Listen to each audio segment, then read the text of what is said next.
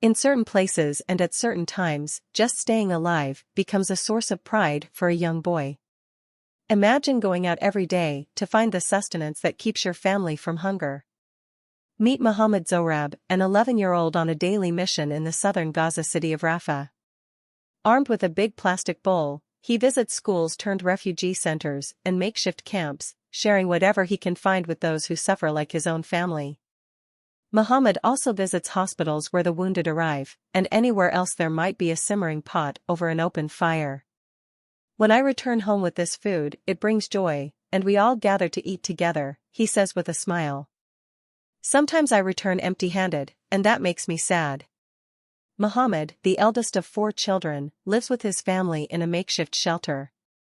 His father, Khaled, looks for odd jobs to earn a few shekels to buy diapers for their 2-month-old daughter, Hawaida. Mohammed is one of many children who have taken on the role of primary food gatherers for their families. Back home, he hands the bowl of baked beans to his mother, Samar, who distributes the food to the other children. She is gaunt and barely eats herself. I have cancer in my bones, she reveals. I am 31 years old, but when you see me, you'd think I'm 60. I can't walk. The Zohrab family, like many others, moved to Rafah from Khan Yunis under the impression that it would be safe. However, the war has steadily approached, bringing challenges like leaking shelters and a shortage of diapers. Each day brings relentless difficulties in a place where 1.5 million people are crammed next to the Egyptian border. With 85% of Gaza's population displaced, the amount of aid getting in is far from what is needed.